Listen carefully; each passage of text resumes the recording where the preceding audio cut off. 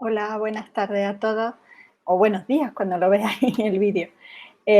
Os dejo el vídeo con la presentación del tema 2 y hoy es jueves por la tarde para mí, el viernes por la mañana os iré poniendo también el tema y todos los materiales necesarios para lo que vamos a estudiar la semana que viene.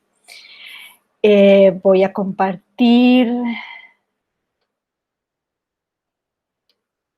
para que veáis la presentación.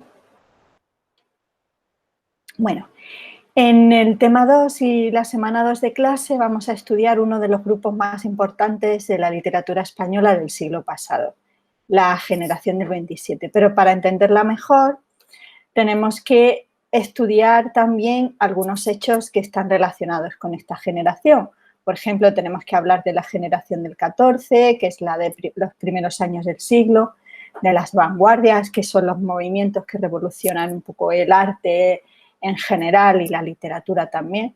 Y de la generación del 27 os hablaré de Federico García Lorca. Y bueno, y también mañana viernes os dejaré las instrucciones para el trabajo que tenéis que hacer de uno de los otros escritores de la generación.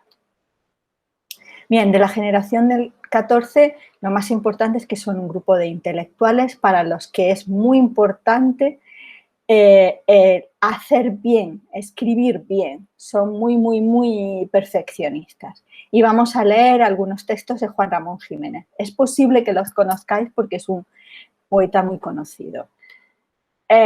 Luego os hablaré un poco de la vanguardia, del futurismo, el dadaísmo, el surrealismo. Bueno, supongo que por lo menos la palabra surrealismo sonará y vamos a hablar en clase de cuáles son vuestros cuadros surrealistas más importantes o qué cuadro pensáis cuando leéis la palabra surrealismo, ¿de acuerdo? Bien, hablaremos de un escritor que escribe un texto muy divertido que se llama Greguerías, en los que une humor y metáfora y jugaremos un poco con estas greguerías. El autor se llama Ramón Gómez de la Serna.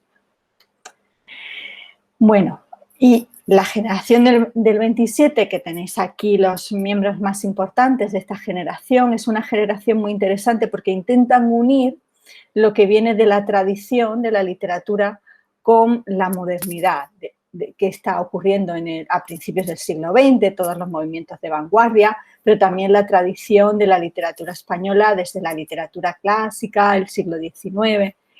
Y os hablaré de cómo van evolucionando, cómo hasta el año 1927 pues son un grupo de escritores jóvenes que están descubriendo lo que quieren hacer, cómo entre 1927 y la Guerra Civil pues se meten en el surrealismo y cómo se implican algunos de ellos políticamente en la Guerra Civil y cómo después de la guerra pues algunos se quedan en España y otros se marchan fuera.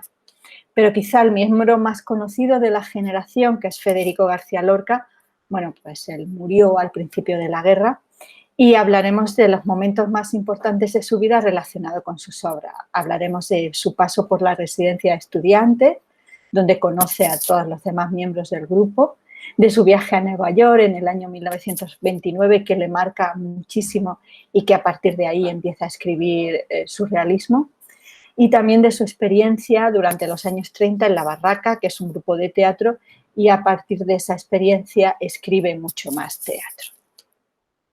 Bien, el trabajo final, mañana, ya os digo, viernes, os indicaré más cosas sobre el trabajo final, que al final he decidido que puede ser en grupos o individual, como prefiráis. Vais a tener que trabajar sobre uno de los otros escritores de la generación del 27. Pero ya os digo, mañana os dejaré más indicaciones y la semana que viene dedicaré tutorías y clases reducidas, si al final lo hacéis en grupo, para hablar de este trabajo y para que no tengáis ninguna dificultad para hacerlo.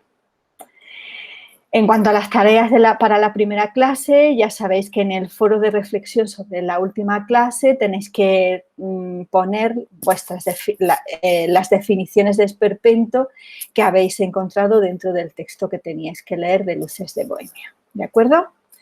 Bueno, pues nos vemos en la clase en directo y mientras tanto ya os recuerdo que lo que vamos a hacer es trabajar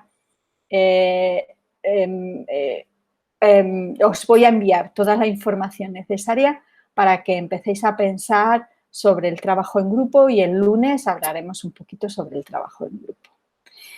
Y espero que tengáis un muy buen fin de semana.